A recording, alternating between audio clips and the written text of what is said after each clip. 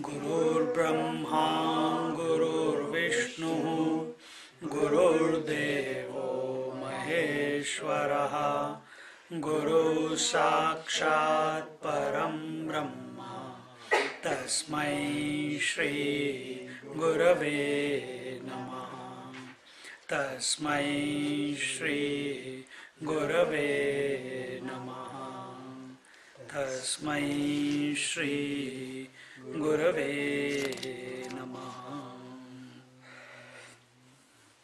We are in Pancadasi, chapter 11, verse number 103. And the last verse we saw, the Bhagavad Gita was being quoted, or is being quoted, and there it was told that Shanai Shanai Ruparamed Buddhya Ghuti Gruhitaya Atma Sanstam Manakritva Na Kinchidapi Nichintayet. The mind should be focused on the self with the help of patient and steady intellect, slowly and steadily. Shanai Shanai Uparamed.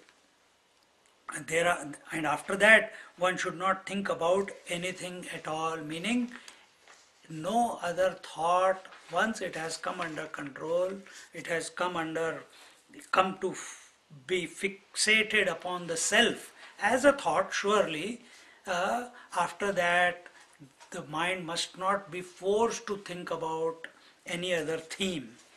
But then the students say, oh sir, but it is so difficult to control the mind, it is so restless and fickle. What is the solution? The teacher there said, Yato yato nischarati manaschanchalam asthiram tatas tato niyamyaitat atmanyeva vasham nayet. He says that whenever naturally unsteady and changing mind goes out towards different objects, then and there it must be controlled by self control and fixed on the self.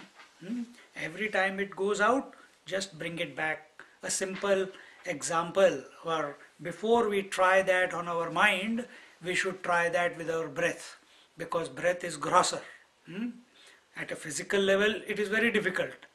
A very forceful or willful exercises, don't see evil, don't hear evil, don't talk evil, isn't it? So that is but with the breath, which is neutral, you keep watching the breath.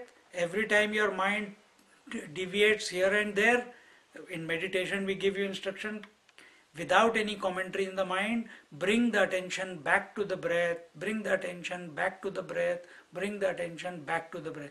That is the training that is being given to the mind.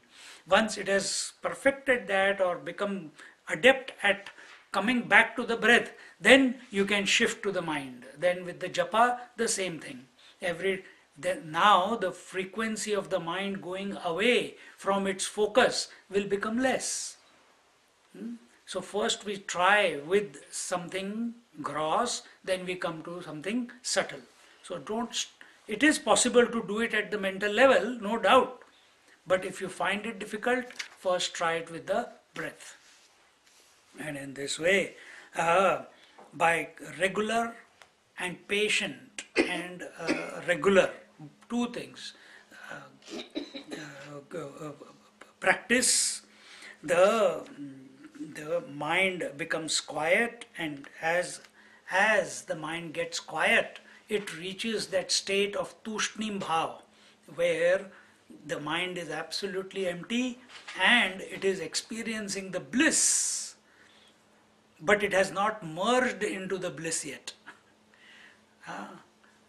So after tushnim bhav, when you wake up from the sleep, you are still awake, mind is empty, you are enjoying that memory of the sleep and therefore you don't want to come you don't want to open your eyes, you don't want to move your body, etc.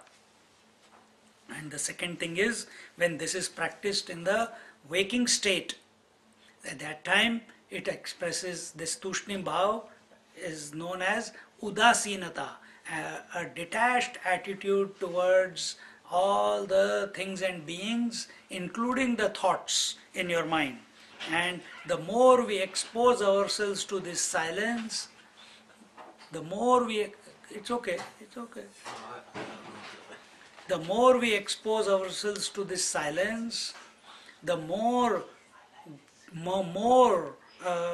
established we will be in the tushnim bhav, and as we remain in that tushnim bhav, somewhere by the grace we will have the experience of the self, because now all the barriers, all the obstacles by way of objectification in the mind have been removed as a result of our focus on the self, which has brought about that tushnim bhav, which is the exposure to silence.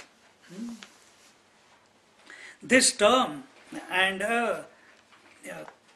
such a mind becomes immune to external influences, in external stimuli. That is called prashanta. Prashanta. We told last week also, prashanti is beyond shanti and ashanti. Shanti means peace, ashanti means no peace. That peace which is transcendental to peace and no peace is called prashanti. So then when a person is established in prashanti, for such a person, if the conducive circumstances come or non-conducive circumstances come, it does not matter. Such is a yogi, such is a realized master. Continuing, again the Bhagavad Gita is quoted, Prashanta manasam hyenam, Prashanta manasam hyenam, yoginam sukhamuttamam, yoginam sukhamuttamam, upaiti shantarajasam, upaiti shantarajasam, brahma bhutamakalmasham, brahma bhutamakalmasham. The supreme bliss is gained by such a yogi alone, who has quietened his mind, who has subdued his passions, that is, who is devoid of rajoguna, who is sinless, and who is one with Brahman.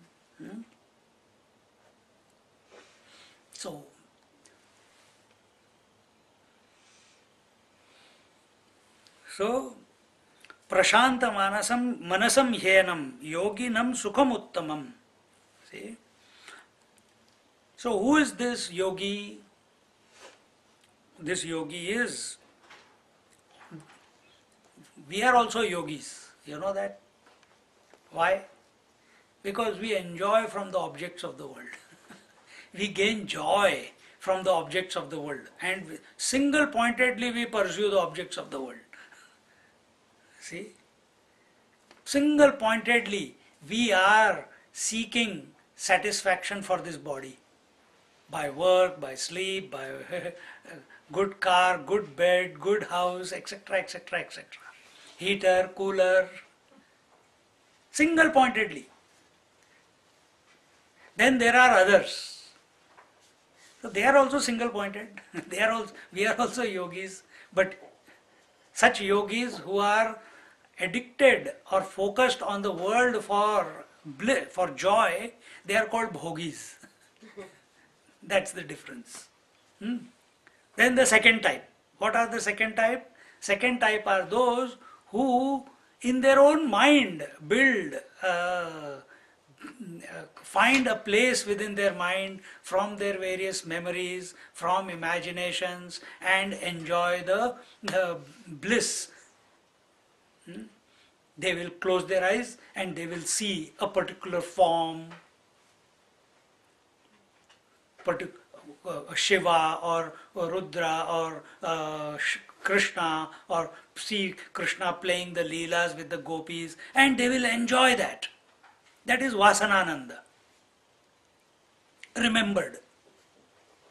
And yet the last one is, ultimate is, there are still yogis, they are the best type, therefore the word used here was yoginam sukham uttamam. So uttara, uttamam, these are the various, what you call, levels of the yogis. So who is the bestest yogi? Good, better, best. So ut is good, uttara is better, and uttamam is the best. And who is this best? Who is enjoying the bliss of the self, who is enjoying the bliss of Brahmananda, because that Brahmananda is not other than the self. And in this way, upaiti shanta rajasam brahma bhutam akalmasham. So, what are the characteristics of this yogi? There are three distinguishing qualities in him. First is shanta rajasam. Rajas, dynamism, invokes activity. And what is that? And that activity then generates agitations, restlessness, desires, aspirations, ambitions, greed. And when they are not satisfied, or you find some obstacle on their way to all these so-called noble qualities or noble pursuits, if you are not calm within, the mind, because it has become, the nature is rajas, so it leads to anger, greed, jealousy, etc., etc. So who is this yogi? Who is shanta rajasam? Rajas is dynamic activity. Dynamic activity has been shantam, has become subdued, has become dissolved. What is rajas? What is the effect of rajas in us? Effect of rajas, watch yourself when you wake up in the morning. The effect of rajas is, you who is I am, you are in that tushnim bhav. And from that moment onwards, I am the body, first expression of the rajas. That I am becomes, or becomes I and the body. I am the body, then I am lying in the bed, then I am in my own house, then I am the father, mother, brother, sister, etc. I am the worker, and that I and that, the number of that's keeps increasing, keeps multiplying as the day goes by, isn't it? This bifurcation of the one into the two, I and that, is the rajas, is the activity of the rajas. See? Dynamism always brings about expansion, isn't it? It will bring about, first it will bring about agitation. So when that maya becomes, which is absolutely silent, sattva, rajas, tamas. Sattva is a calm potentiality. Rajas is that, so there are, Ron Maharishi did not want to do anything in life, isn't it? He was content in himself. Ramakrishna Paramahansa did not want to do anything. They were content in themselves. No organization, no projects, no doing acts which benefit the world. Why? Why they are thinking like this, and they are called great Mahatmas? And today, if someone says, I don't have any project in my mind, you are considered a good for nothing fellow. So today sannyasis also want to have bigger and bigger and bigger projects to prove that they are the benefactors of society, have goodwill towards the society. See? Rajas. So who is this yogi? Who is absolutely calm within. So here when it is, there are two ways of looking at it. One way is that this is very technical way which I explained, that the one self because of rajas becomes two, I and that, as a result of reflection. That Chidabhas, reflected consciousness, now starts expressing as aham and idam vritti. The other way of looking at it is Shanta Rajasam, that is not the way it is explained here. Okay. The other way is that let the mind do whatever it wants, you are absolutely still within. You are absolutely still within.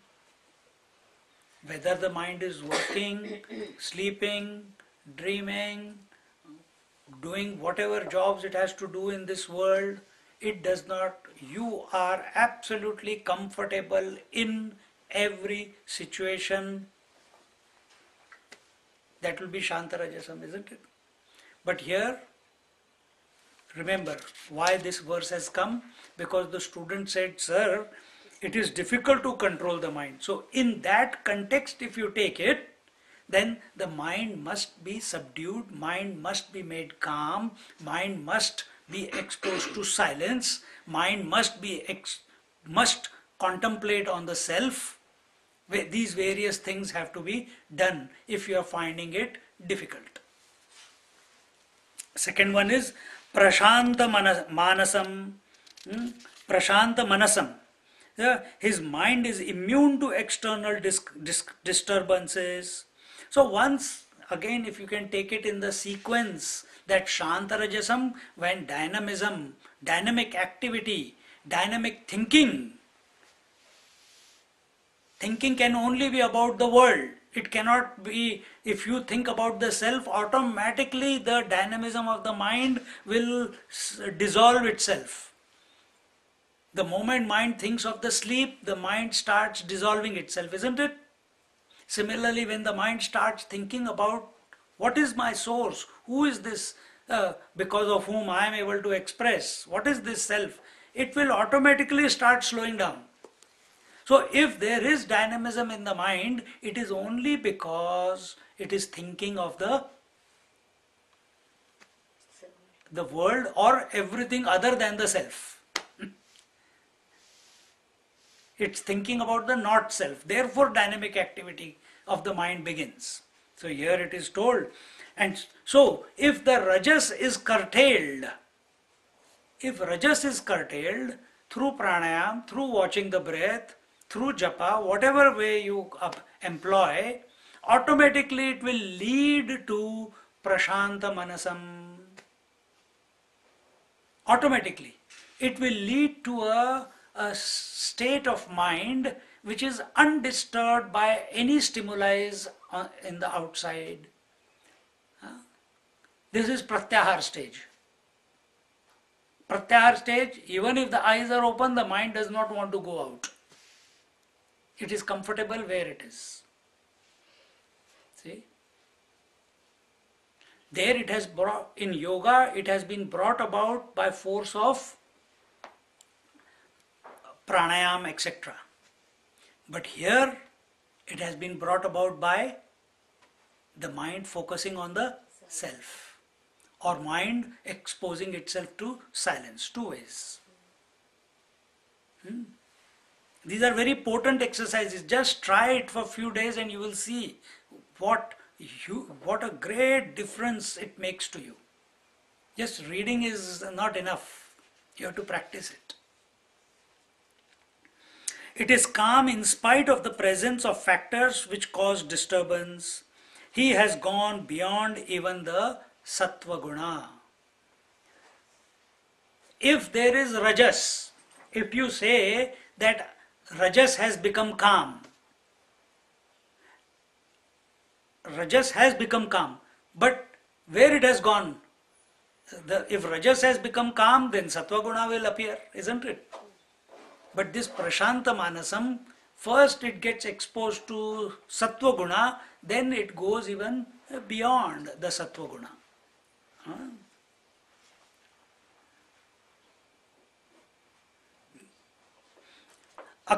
Akalamasham. The not akalamasham, akalmasham. Brahma bhutama kalmasham. The mind is clear and unpolluted. He has gone beyond the impact of tamoguna, and as a result, Brahma bhutam. Such a yogi almost becomes Brahman. To this yogi alone, the attainment of Brahmatvam is possible.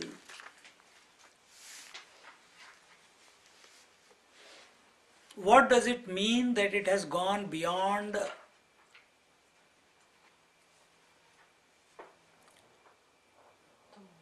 Sattva-guna? You cannot work it out, isn't it? How can you work out something that is beyond Sattva-guna? Everything that you know is either Sattva, Rajas or Tamas. So going beyond Sattva, the waking state, Rajas, the dream state, Tamas, the deep sleep state, what is the fourth state? Turiya state. So that mind has come to its own source. It has got merged into its own source. And it is awake. It is not a dull, it is not an inert state. It is a dynamic silence. It is a conscious silence. See?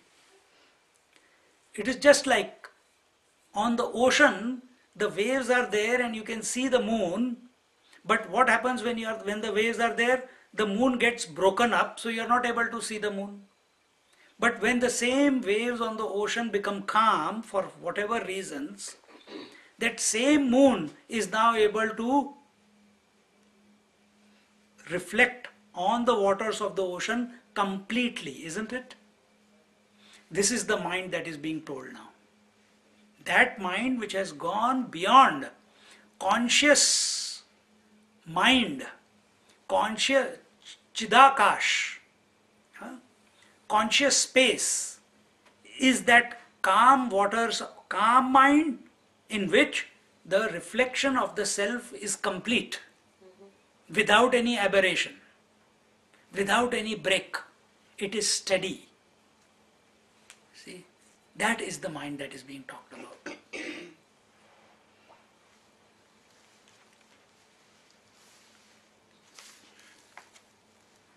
And that is only possible when this mind goes beyond even the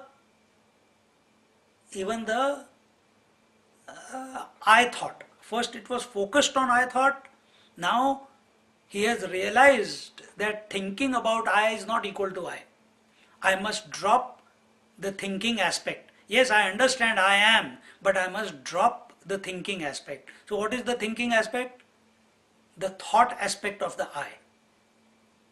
So the vritti aspect of aham is dropped in that mind, in that contemplation. In fact, you can't say that it drops it, it gets dropped. It gets dropped. But this happens only when you come to that. It is happening every night. It is happening every night when you go to sleep. But when it happens, you are not awake. Instead, you go into sleep. If you can bring about the same sequence of contemplation, whatever the steps are happening for going to sleep, you repeat it consciously and catch that point, at that last moment, you will be in meditation. You will be with yourself. Yes.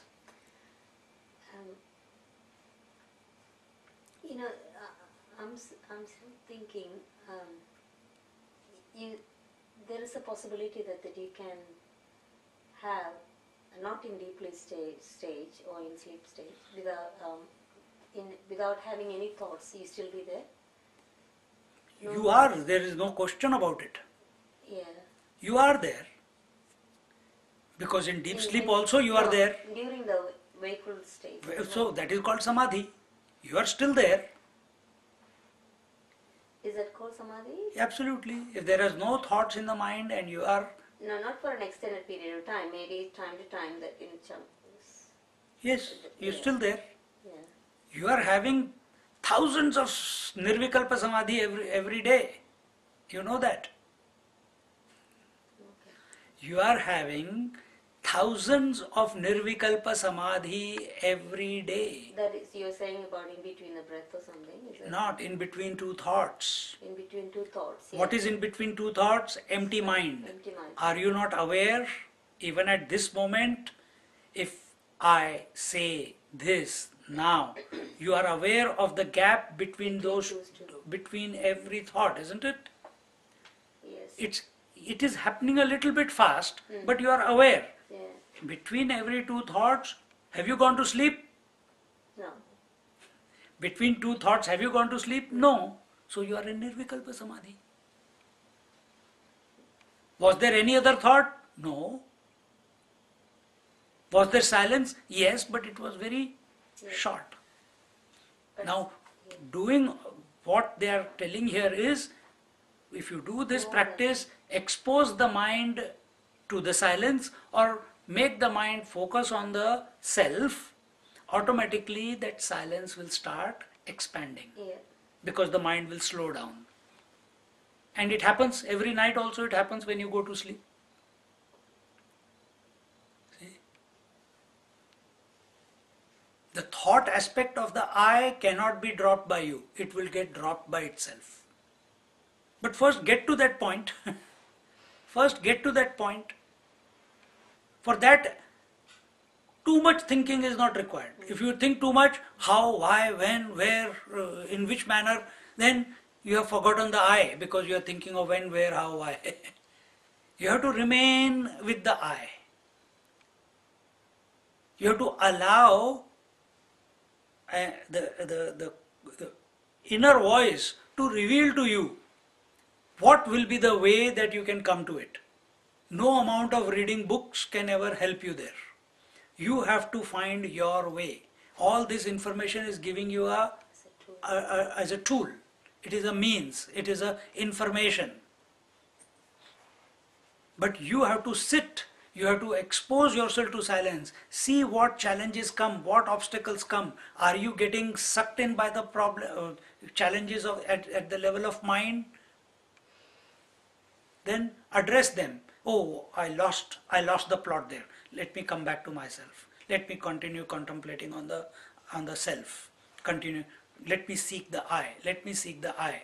Again you start thinking, but the Panchadashi said I is to be contemplated like this, Upanishad said like this, in the retreat Swamiji said like this, that Mahatma said like this. Suddenly you realize, again I am thinking about so many, why am I thinking about what other people say? Why do I need to think what other people say about my I? I have to think about my I, isn't it? It has to become your journey. You have to find out what are the steps. Then the thought will come, who is that my and I? What is that? Then I have to think about my I. Naturally, that will be the next question. Why am I stupid that I am calling my I? I am me and I am I. Why am I saying me and I? Are these two? No, they cannot be. Then how do I? Don't come to a conclusion. Do not come to a conclusion. Keep that. If me and I are both one, then how will this mind contemplate on the I? Do I know that this mind is thinking these thoughts? Yes. Can the mind come to know this one who knows that it is thinking these thoughts? Yes and no, I don't know at the moment. Maybe. Oh, suddenly the mind will come with the scriptures say it cannot know. Mind cannot come to know. No, what scripture says okay, but what is my experience right now? And no agitation at that time. Just breathe very slowly. And that's why yama, niyama, asana, pranayam, so that you are able to maintain that coolness of the mind, that steadiness of focus without any agitation, as it is told here, Shantarajasam Prashantamanasam. This is very important. Then, if you go to that, reach that point and wait and wait and wait patiently, suddenly the next stage, how to, oh, this is what it is, or this is not what, it will reveal. The next step will be revealed to you. But you have to, with an agitated mind and an unquiet mind, you can now appreciate it intellectually, but it will never become an experience. If you say that it is difficult to know the self, we don't want to know the self. What do we want to do? Or where do we want to get to? We want to be the self. See? Without any ambiguity. We want a direct experience of the self. When we say we want direct experience of the self, it means that I want to know something. No, I want to be who I essentially am. I don't want to know myself through the mind, through the body, through the scriptures, through the other Mahatmas, through the satsangs. No, I want to be as I am. And once that happens, only once it needs to happen, then all doubts once and for all are removed. Once and for all. But if you think that you can come to that point without controlling your mind, without silencing your mind, it is a difficult proposition initially. What? Nirvikalpa Samadhi and Udasina are the same? No. Udasin is a penultimate step before Nirvikalpa Samadhi. Ah, okay. Okay.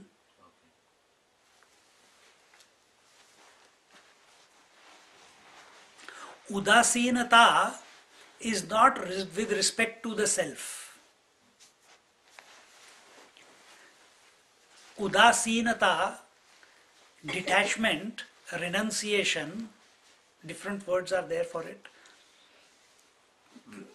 Enough is udasinasata. Krutakrutyata, that is udasinata. It is not towards the self. It is about the not self. It is about you are udasin towards the not self. You are not udasin towards the self. But you could be udasin towards the thoughts of the self. Because no amount of thinking about the self can get you there. But it must naturally appear. It must not appear out of frustration. Because frustration means agitation of the mind again. It must be a cool, okay, maybe I'm thinking too much about the self. Why do I need to think about the self when I am? So you have to explore, experiment with yourself through the mind initially. Yes.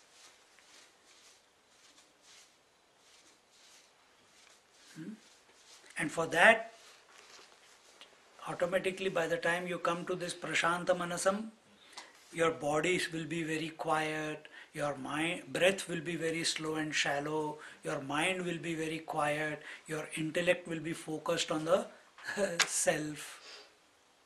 So all those are the symptoms.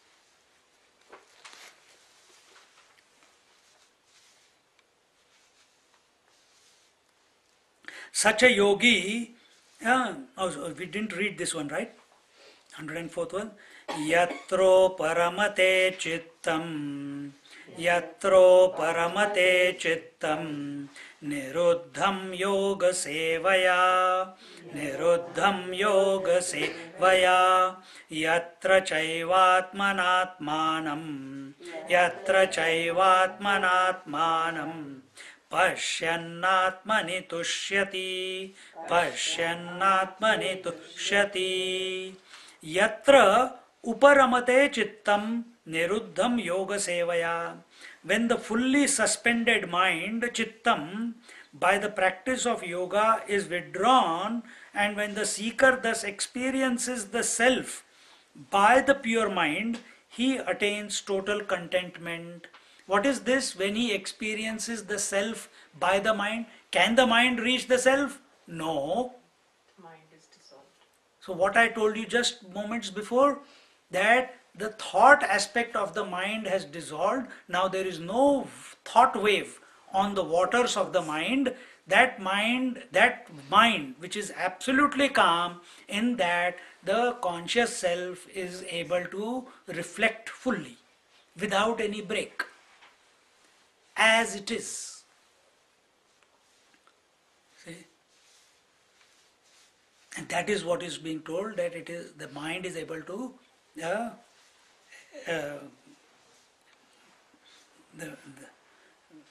the mind, the seeker thus experiences the self by the pure mind. That is Chidakash, conscious space. What is mind? Remember, Bhutakash, Chittakash, Chidakash, isn't it? So there was gross space, then there was space of the mind in which was supporting all the thoughts, and now no thoughts are there, and that space has become divinized by the full reflection of the self as it is, isn't it? So then after this, even if other thoughts come, they will still be seen in the light of that light, because now such a person, such a seeker, such a yogi has come to know, come to be who he really is. It sounds very simple, isn't it? The mind, just you have to empty the mind of the thoughts and allow the reflection which is already there. It's broken up because of the various thoughts, isn't it? It's that simple.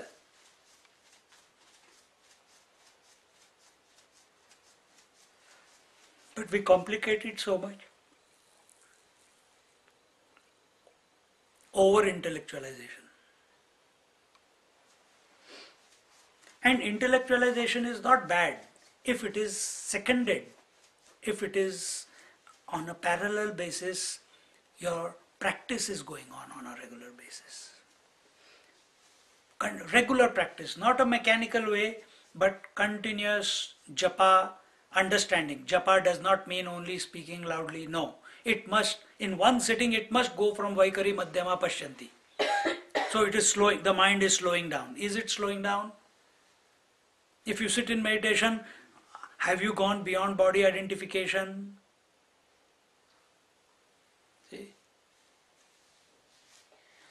Is your mind getting exposed to silence on a regular basis? Is your mind able to, oh, today I thought about the self 2 seconds. Next day, oh, not even once. Third day, not even once. 1 month, not even once. No, then you are going wrong somewhere.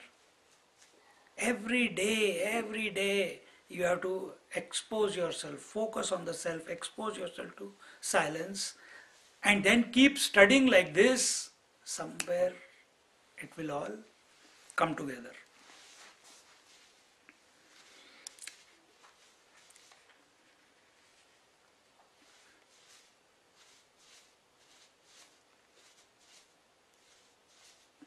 Yatra char atmana atmanam pashyan, only then such a yogi sees the self by the self.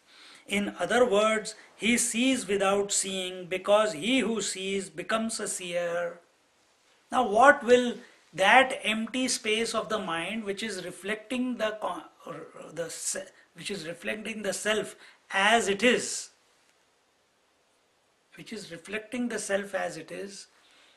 then self is the seer. Self is the seen. Without a thought? Without a thought. Because it alone is, there's nothing else in that mind.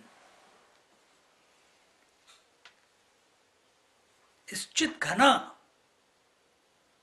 It is homogeneously pervading to the entire length and breadth of the mind.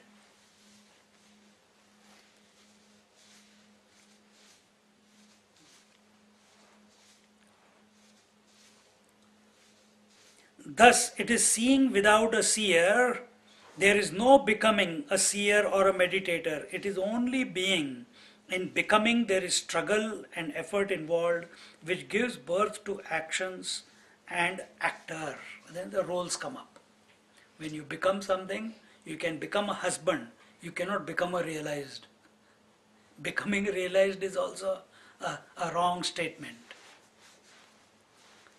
Therefore, this desire to become realized also needs to be given up.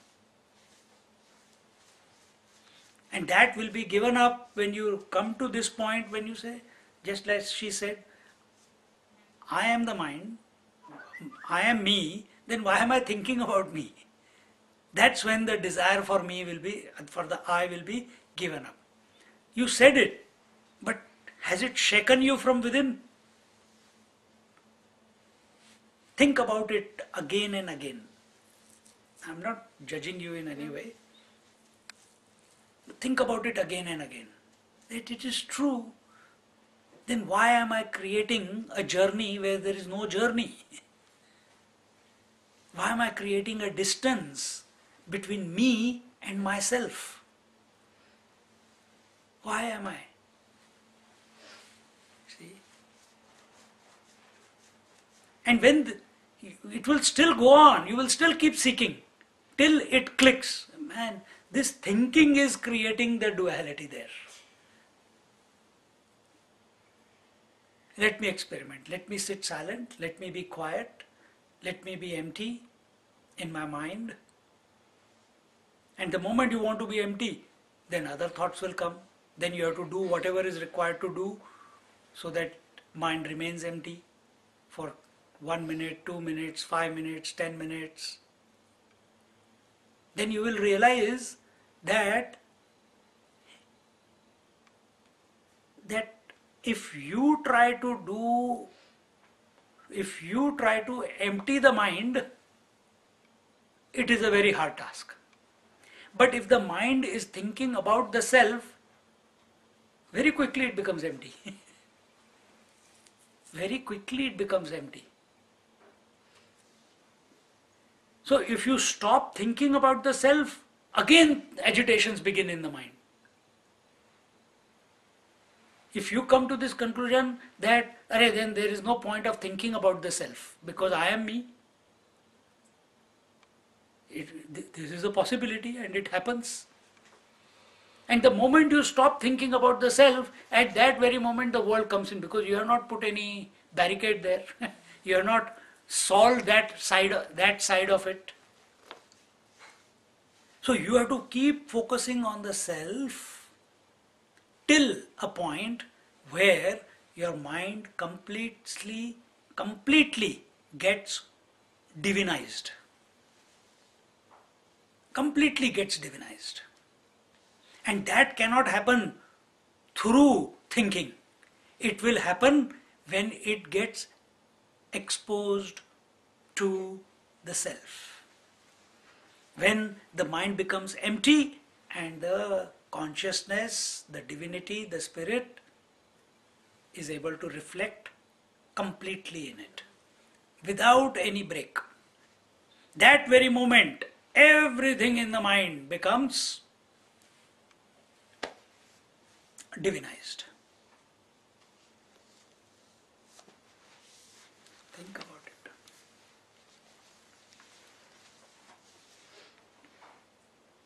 And what does this yogi attain as a result? Atmani tushyati. He attains supreme contentment. Atmani tushyati. He attains contentment of the self. There is nothing else more to gain after this. is totally satisfied.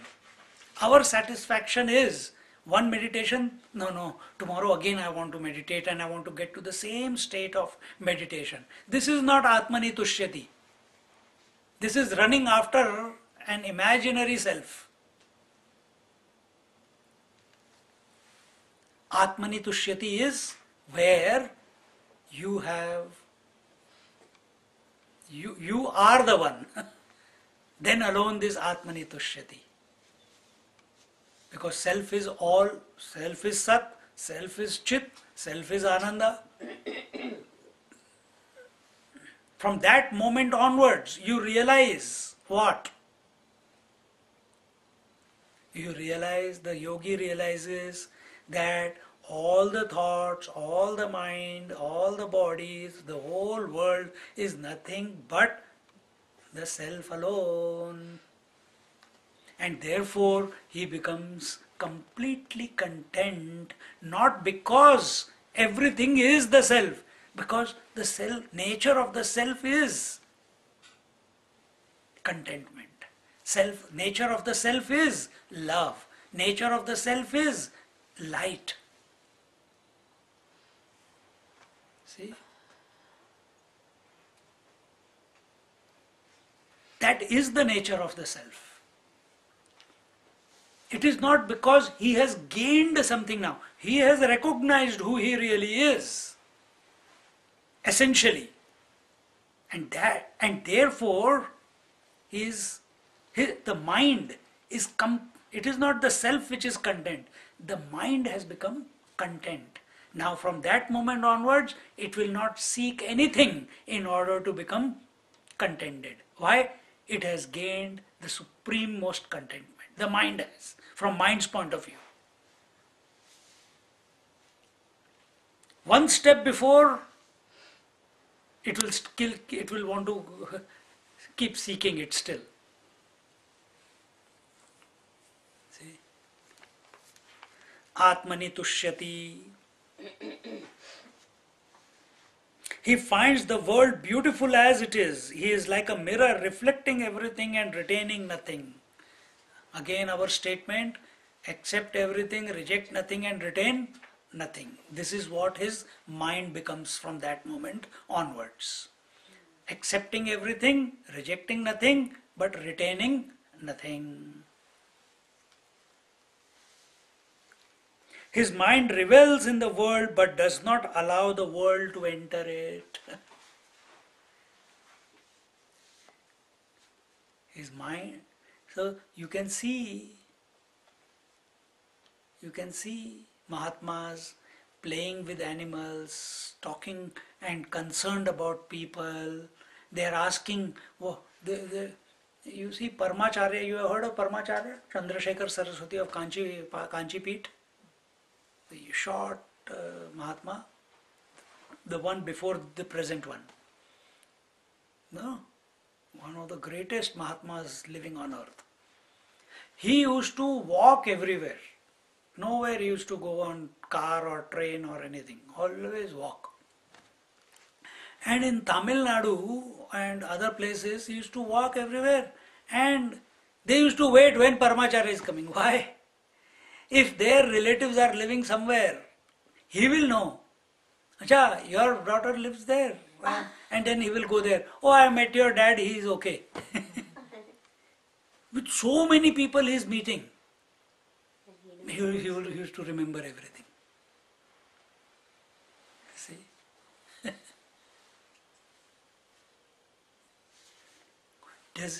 He was a living realized master. I know. You heard of him? He was a living realized master. So But he did not. Then did all this information, did it disturb him? No. Because he's in that system, so he used to do it. So it's not that he knows these people, but it's like he's a media that things comes and goes. Whatever, that you find out when you get there. Swami, so is he in Tamil Nadu or He's gone. He's took Samadhi Oh. a long time ago. So, Not anymore. Now there is Jayendra Saraswati, the present one. Okay. And then the next one is appointed, which is Vijayendra Saraswati. But before Jayendra Saraswati was Chandrasekhara Saraswati. We call Chinna Parivar, I think. Parivar. Who? No, he is not Chinna Parivar. Is it? I think so. Okay. Because you were short. I think maybe. Okay. It's called Chinna Parivar. Read his biography. Beautiful. Absolutely wonderful.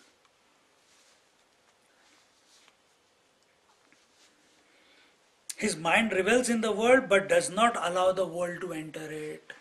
Just like a lotus lives in the dirty waters but does not get touched by the dirt of the water. Similarly, such a Mahatma is living in this world but does not get touched by the world.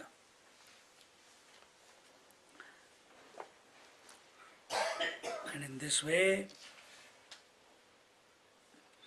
one way of achieving this is by invoking the ability, this is Swamiji's technique, is forget.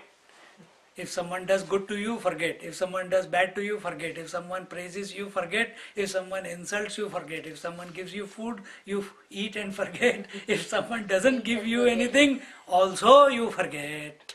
So eat and forget it. If the food has been given you, it's there in front, you eat it. But important thing is forget. But are you forgetting because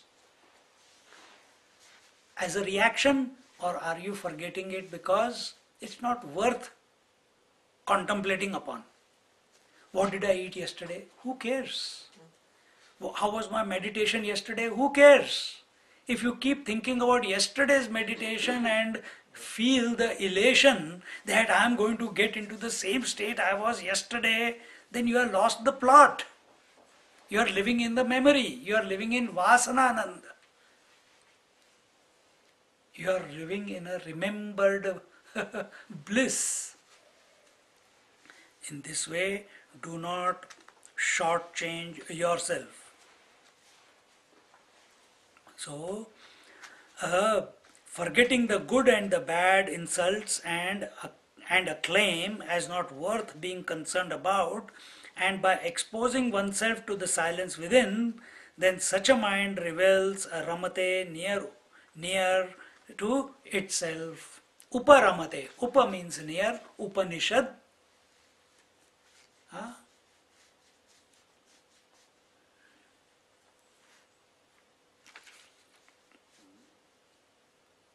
So you sit near the self, uparamate, and in this way you have weaned your mind away from the not self, and now it is sitting near the self, sitting near the core, the source, the essence.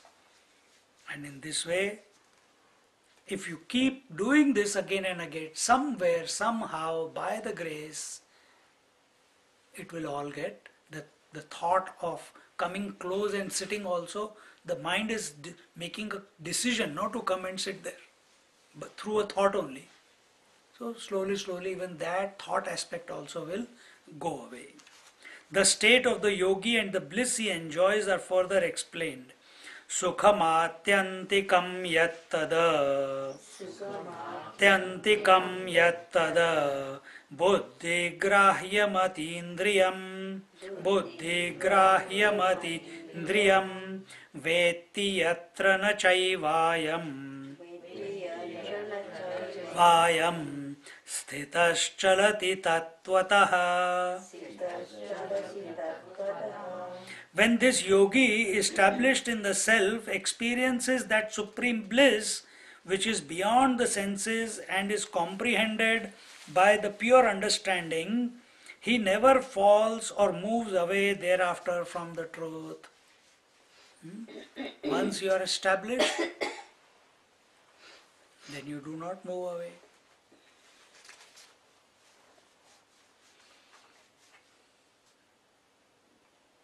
So the the Sukham, the supreme bliss, has the following qualities. Atindriyam, it cannot be known through the senses. The sensory joys are temporary, they are finite. So, they are the source of Vishayananda. So, what Ananda is coming from the self, but we are superimposing it on the object, and therefore, at the level of senses, it is Vishayananda. Then Atyantikam, this is the Vasanananda. This is where the supreme, the limitation of Vasanananda, Atyantikam is already transcended. The limitation of Vasanananda is that it is temporary. Why? The Tushnim Bhav comes and goes. It is not permanent. Udasinata comes and goes.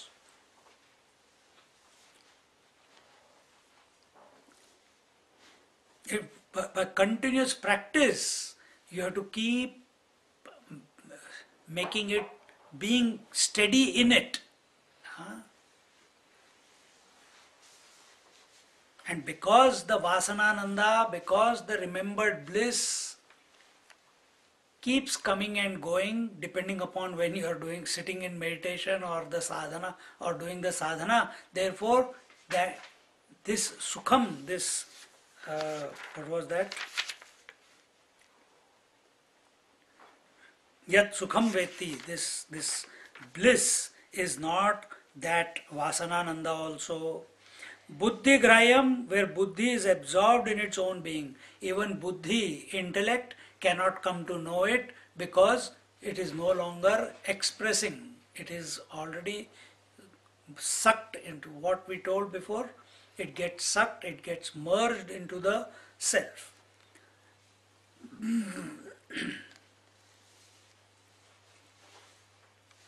Remember the example that I gave, I don't know, in this class or some other class. Wave to wave, vision of wave towards wave is agitation, comparison, competition, etc., etc.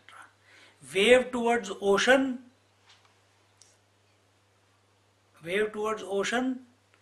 a seeker is born. Whenever an individual looks at the total, a seeker is born. Whether you call that total Lord or you call it the self, does not matter. A seeker is born. Now, as you are taking that, what your statement was, I and me is one only, why am I thinking about it? Now what is that? If you take that position, then ocean is looking at the wave. The moment ocean looks at the wave, what happens? Because it was the wave only which was looking at the ocean, now thinking about the ocean, the wave starts taking the position of the ocean. Because where the wave is, there the ocean also is. It starts taking the position of the ocean, and that moment the waveness gets sucked into the ocean. Waveness vanishes. Merged or whatever. It was not existing anyway. Yes. It was only an appearance, isn't it? But from ocean's point of view, there is nothing called wave, or everything I am only. So that separate identity that the wave was experiencing with regards to other waves, that vanishes. That vanishes. See?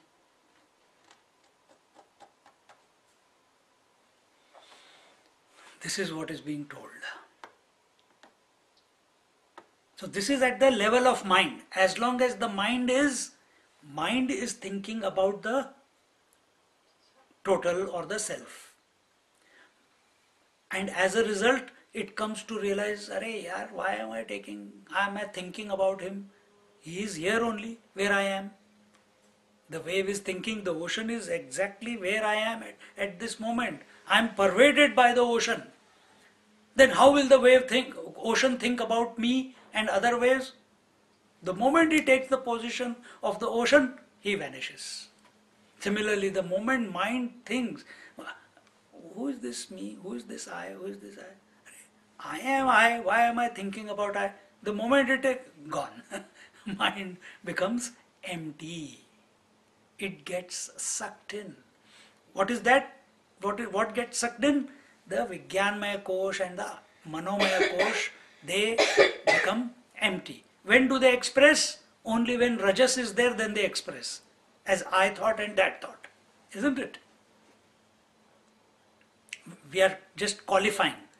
Mind is one, but when there is I thought and that thought, I thought reflects in the Vijnanmaya Kosh, that thought comes in the Manomaya Kosh. So, mind, that bifurcation of the mind as Vijnanmaya Kosh and Manomaya Kosh, that vanishes. That means I thought vanishes, that thought vanishes. Now what is left? Empty mind. Empty mind. So this is the what is called that Vijnanmaya, the one who was thinking, the thinker, the contemplator, the seeker, he gets sucked into the totality. At that very moment, the transformation happens, an overhauling, a complete divine servicing of the mind. In that one moment, it doesn't require continuous slowly, slowly. No, once only. Once only.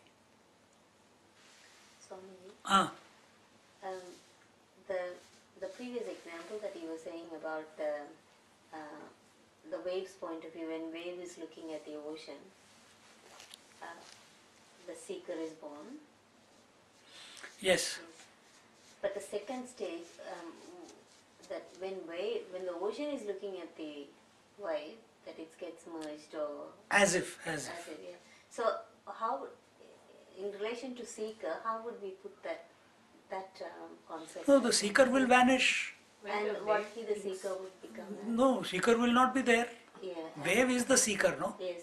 So. Wave is the seeker. Yeah.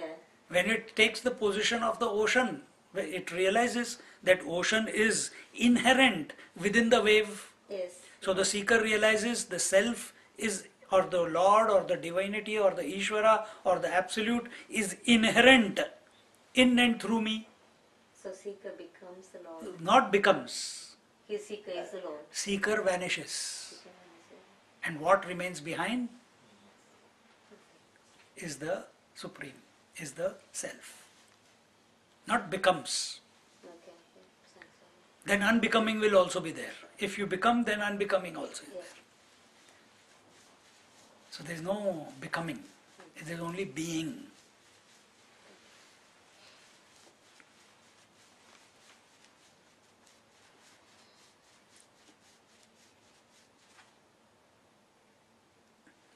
So Vasanananda can be experienced only in quietude, but Brahmananda is independent of all limitations. Tushnim Bhav can only be experienced when your mind is quiet. But Brahmananda, it is not a slave of time, it is not a slave of objects, it is not a slave of memory, it is not a slave of anything. It is transcendental, it is independent, it is self-existing, it is self-eliminating.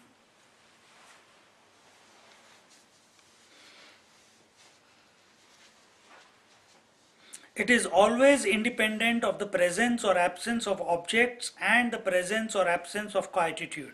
Whether he is reveling in yoga, Vasanananda, or in bhoga, Vishayananda, whether he is in company, Sangarataha, Vishayananda, or in solitude, Sangavihinaha, Vasanananda. He whose chittam is absorbed in its own source, he alone has understood the bliss that is Brahmananda. So what I told you, last verse or the verse before, I preempted it, that a person here, then after that nothing is outside, outside of him, everything is the self and self alone. Such a person, I remember when I told you that, when we told, Good thing comes, bad thing comes, remains the same. Good or bad, he will remain the same as another. Once Brahmananda has been attained, there is no possibility of any further increase or decrease. Whereas in the case of Vasanananda and Vishayananda, there is always the possibility of gain or loss, that is addition and subtraction. Therefore, Brahmananda cannot be compared to anything else. So if we feel that we have sat on meditation and we have experienced ecstatic bliss, and we come out of meditation and we feel it is not there anymore, we have been delving in Vasanananda. We have been delving in Vasanananda.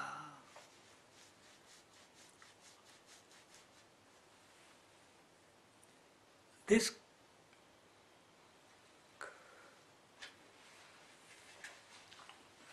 so still Would Tushni Bhav and Vasananda be the same? same. They are the same. Why Tushni Bhav and Vasanananda are the same? How do we understand it? What is Vasanananda? Or what is Tushni Bhav?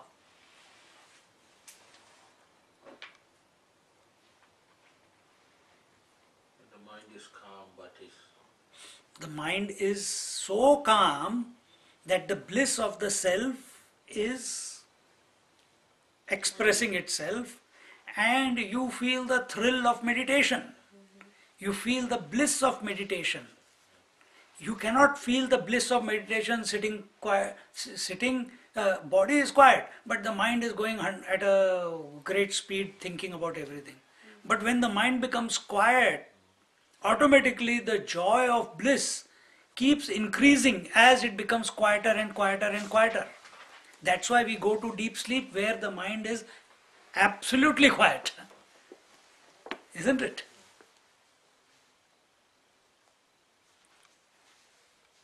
Think. but still at the stage Swamiji there's a I thought is existing, isn't it? Where? In the Vasananda stage, isn't it? Yes, I thought is there, and that I thought is remembering that this is I am experiencing, I am feeling ecstatic, I am in bliss, I am in beautiful, thrill. And it wants to, and once it experiences that, it wants to experience again and again. It becomes an addiction. But you have to go beyond that. Why is he going back to it? Because he remembers it, isn't it? Remembered bliss is not the truth. But to go beyond that would be the grace, isn't it? It is the grace. So It is the grace. But you have to can go again but and can the grace express? Grace is expressing all the time. But you have to be available. If you are in your memories, then it is you're keeping it away from you, even though it is in and through you. So that is why that explanation was given only in an empty mind. The grace equal to self reflects completely, isn't it?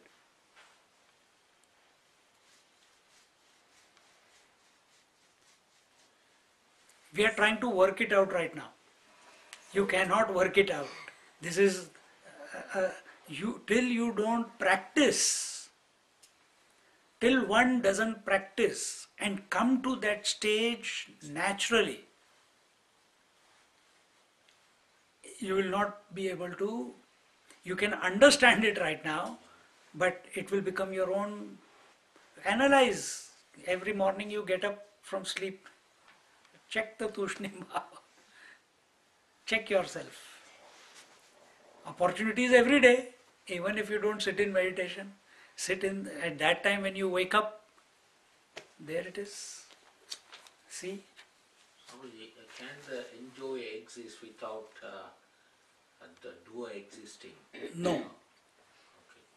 Can I exist without that? No. Can husband exist without wife?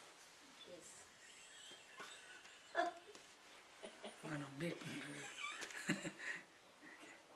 Can husband exist as husband without wife?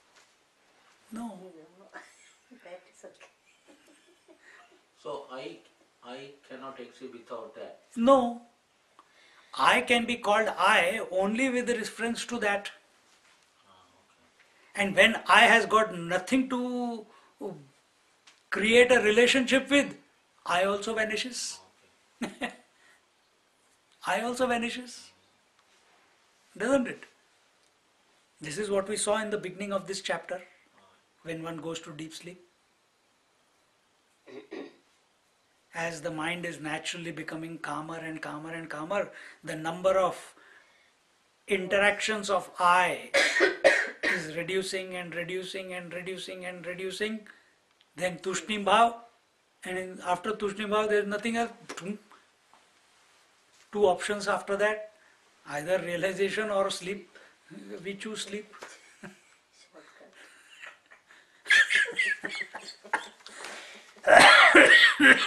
After Tushni Bhav, only two options: Samadhi, be the self, or be ignorant of the self. Involuntarily, we continuously, again and again, from childhood till today, we keep going into the deep sleep.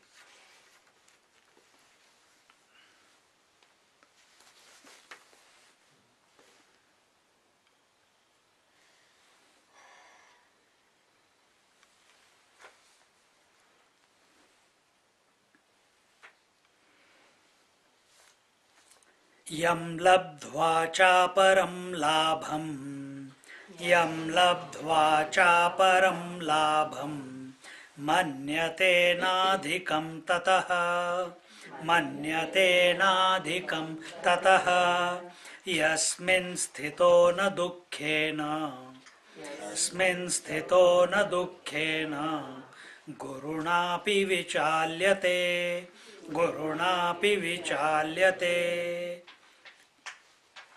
Yam labdhva chaparam labham. The yogi, having gained this supreme bliss, meaning having gained that labdhva cha aparam labham, that transcendental gain, having gained that transcendental gain, which is the supreme bliss, manyate na adhikam tataha. He does not consider any other gain as superior to that what he has gained. And what has he gained? The transcendental bliss, the supreme bliss. Yasmin sthito na dukkhena gurunapi vichalyate. Being established in this bliss, yasmin sthito na dukkhena. Such a person, such a yogi, such a master is never disturbed by any miseries, is not disturbed by any sadness, problems, difficulties. Na dukkhena guruna api vichalyate. Even by the greatest guruna, here guruna is not guru. Guru means heavy. The greatest difficulty also befalls on him, he is not disturbed even an iota. Such is the establishment of this yogi in himself. Why? His attention is not on the difficulties. His awareness is continuously on the self. And therefore, see, even if you have a deep hunger, you have had an operation, you have cancer, someone has a cancer, someone has a arm has just been amputated and the pain is there. When they go to sleep, they forget everything, isn't it? When you go to sleep, when such a person goes to sleep, he is not feeling the pain of the knee or of the amputation. He is not feeling the pain of hunger. That person is not feeling the pain of cancer. In the waking state, so much pain. Once goes to sleep, no pain. So this experience also, what the yogi is having, you are also having, but out of ignorance. My whole purpose of looking at it in this way is that we make it that all the tools are already presented to you. All the visions are already given to you. All you have to do is remain awake. All you have to do is remain awake. No sleep. Be awake to the sleep Okay. also. Because sleep for us is empty mind. Remain awake to the empty mind. Because deep sleep is empty, zero thoughts. So remain awake to the zero thought mind.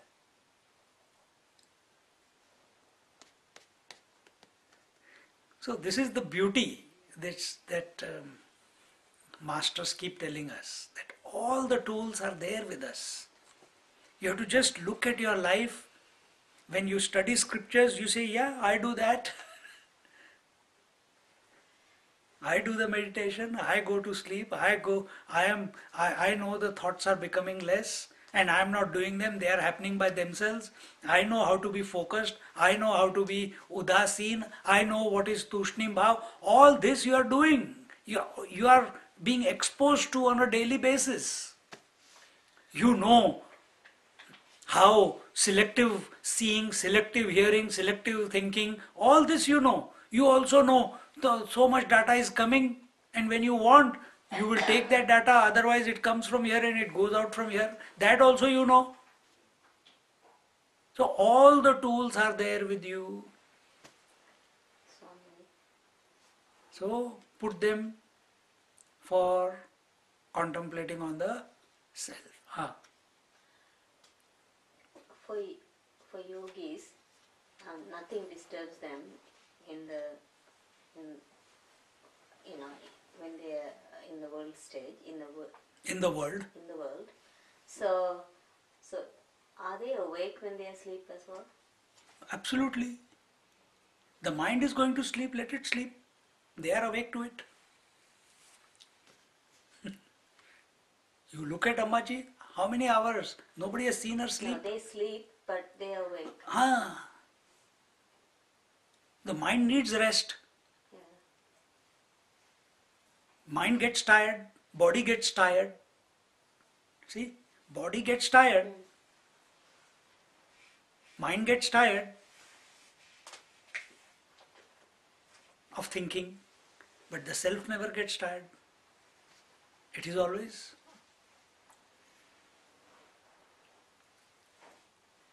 The body will get tired of allowing the self to express through it. And when it gets tired, it is called death. The self does not get tired of the body. The body gets tired. It loses the capacity. It loses the strength. It loses the ability to allow the self to express through the body.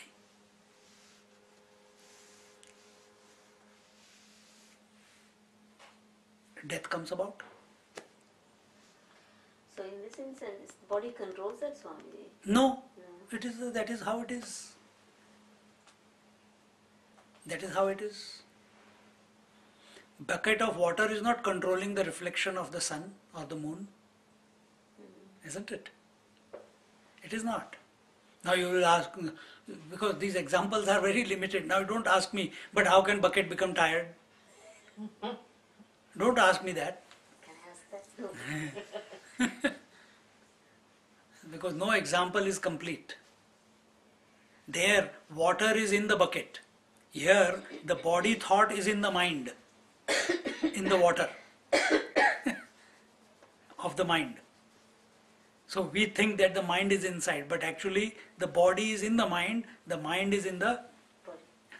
no, In the the total. But it's the mind that gets tired, not the body. That's what, it's the mind which gets tired. But then body can only function till its capacity is there. There is a certain capacity. We can walk for maybe 10 kilometers. After that, mind may be ready, but the body is not available. You are still inspired, you are happy, you are everything, but body is exhausted. See? Body does not think for itself.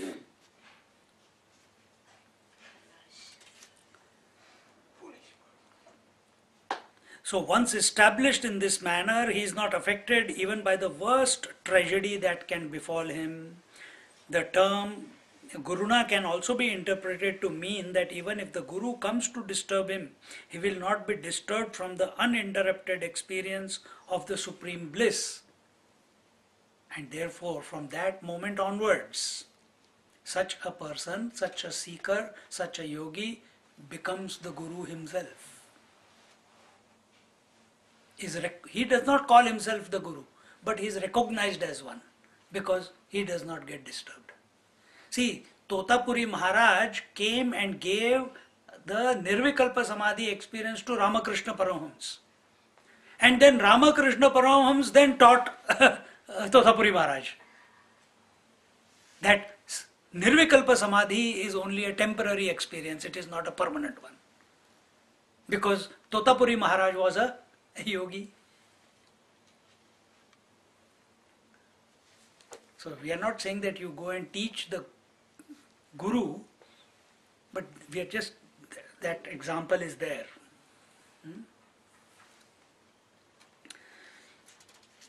How does one know that one is in the state of Brahmananda? We will see this in our next class. Om Purnamada Purnamidam Purnat Purnamudachyate Purnasya Purnamadaya Purnameva Vashishyate. Om Shanti Shanti Shanti. Hari Om Shri Gurubhyo Namaha. Hari Om. Just sit quietly for a minute.